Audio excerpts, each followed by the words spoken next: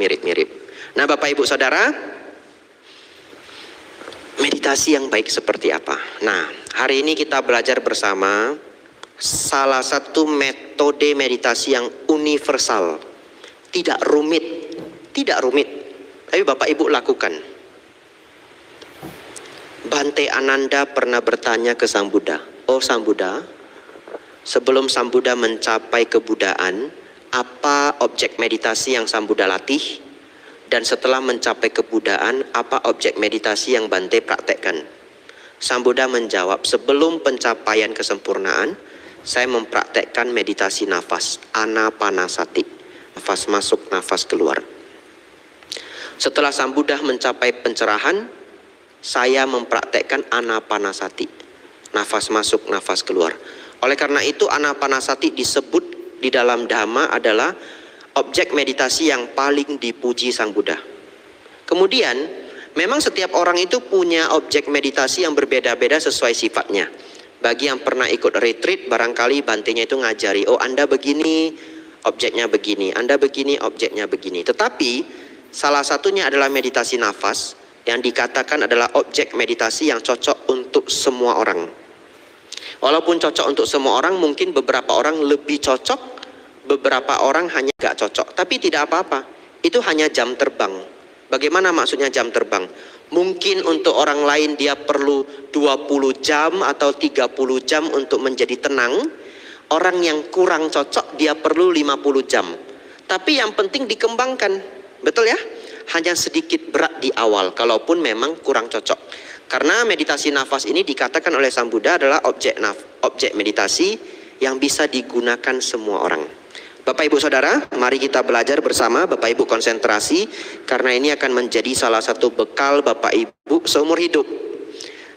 Walaupun banyak guru mengajar teknik yang berbeda-beda, Bapak Ibu silahkan belajar. Tapi hari ini saya berikan cara yang paling dasar, paling gampang dipahami, dan Bapak Ibu bisa langsung nanti di rumah. Meditasi nafas yang baik Bapak Ibu. Bapak Ibu duduk ya. Kalau di rumah silakan mau duduk di kursi boleh. Kalau hanya meditasinya 20 menit sehari. Tetapi kalau nanti ceritanya mau dikembangkan menjadi 1 jam, 2 jam, 3 jam, lebih disarankan duduk bersila, kemudian tulang belakang ini ditegakkan. Kenapa? Karena ternyata kalau kita cerita meditasi yang berjam-jam, itu adalah posisi yang paling nyaman daripada duduk di kursi.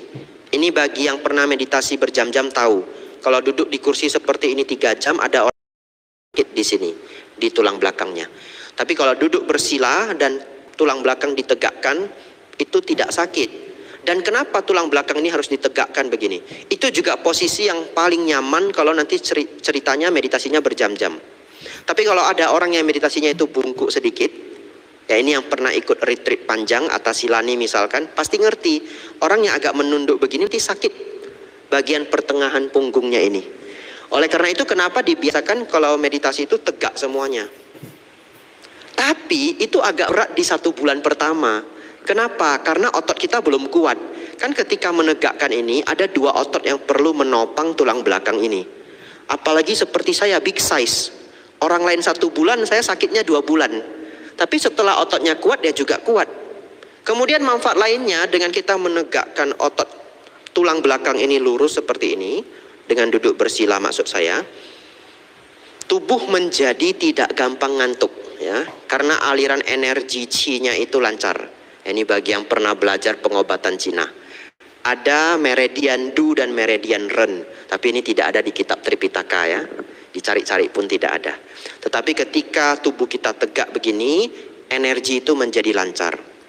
Itu membantu agar tidak gampang ngantuk. Bapak Ibu Saudara, Bapak Ibu duduk tegak begini.